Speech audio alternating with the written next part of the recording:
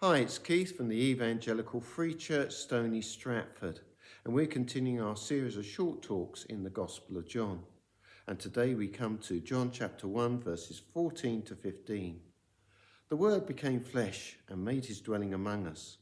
We have seen his glory, the glory of the one and only, who came from the Father, full of grace and truth. John testifies concerning him. He cries out, saying, "This is he of whom I said, he who comes after me surpasses me, because he was before me." Some years ago, Tracy, my wife, and I saw the Rolling Stones in concert. What a spectacle that is. You got Mick Jagger strutting his stuff at the front, Keith Richards sort of launching about the stage, thrashing out those memorable riffs. Ronnie Wood, I think, chain smoked most of the way through the actual performance, playing some guitar as well. I believe he's now given up for health reasons. But at the back, giving the whole thing some much needed dignity, was the quiet member of the group, the gentleman, Charlie Watts. But Keith Richards remembers seeing another side to Charlie. Some years ago, he and Mick Jagger had been out for a drink, and they came back to the hotel quite late in the morning, probably about 2 or 3. And Mick was a bit more worse for wear for drink, and he slurred to Keith, "Why don't we phone up Charlie and get him up here?" And Keith said, "Don't do it. Charlie's going to be asleep. He won't want to do it." But Mick sort of got on the phone and slurred drunkenly down the phone, "I want to see my drummer. Where's my drummer?" Well, about 5 minutes later, there was a knock on the door. The door opened, and there was Charlie Watts, suited and booted.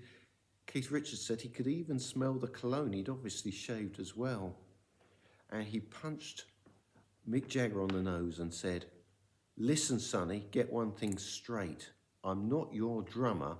You're my singer." I guess he felt a little bit underappreciated. But then again, Charlie was a really good drummer. I've been in groups. I know how important it is to have a really good drummer to hold the whole thing together. And Keith Richards used to say about Charlie that a lot of cats can rock, but not many can roll like Charlie. The other thing he said is he's the bed on which I lay my riffs. Keith could see the importance of Charlie Watts to the Rolling Stones rather than Mick's rather flippant attitude on that occasion. Actually, I do know that Charlie apologised later.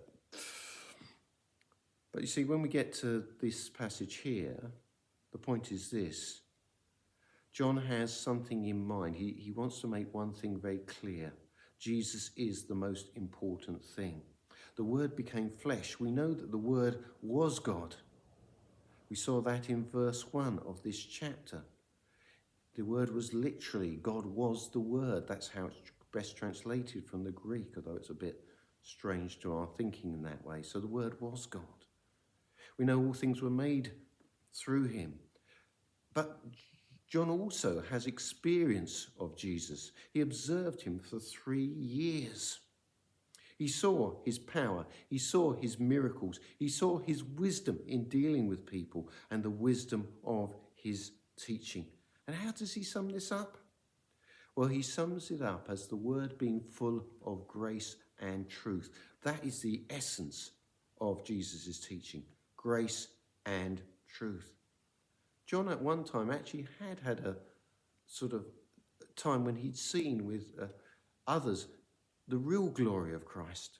But I'm sure he's referring as much to that as he is to the teaching here. And then there's a testimony of John the Baptist, and it's an interesting one, where he talks about he of whom I said, he who comes after me surpasses me because he was before me. You see, John the Baptist is testifying to the eternal God. And he realizes the greatness of what they are witnessing. But this is the child in the manger. Rather interestingly, in one of the early Christian letters, in the book of Philippians we have it, the letter to the Philippian church. Paul the Apostle writes this, and this is Philippians 2 verses 10 and 11. That at the name of Jesus every knee should bow in heaven and on earth. That's the picture he gives of Jesus. And he says this in verse 11, every tongue confess that Jesus is Lord to the glory of God the Father. That is who Jesus is. He's glorious. But we have to go back a verse because, you see, the baby in the manger lived in the shadow of the cross. Verse 8, verse before what we've just read. And having been found in appearance as a man, he humbled himself and became obedient to death, even death on a cross.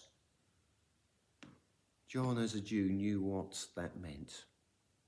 Back in the Old Testament law, Deuteronomy 21:23, it talks about anyone who's hung on a tree as being cursed. Christ became a curse for us. And that's the marvellous thing. Christmas is about reconciliation. Jesus being our reconciliation with God. And yeah, it's great to have presents. It's great to enjoy company and good food and drink. But the bottom line is this. It's about Jesus providing a way back to God. We do not have to fear a holy God if we know Jesus and we confessed our sin. You're really welcome to come along to our carol service tonight. It's at 6 o'clock. We'd love to see you there. But if we don't see you, there's the books on the front of the railings, the real Christmas. Please feel free to take one. And until I see you on Christmas Eve or Christmas Day, have a good time. Take care.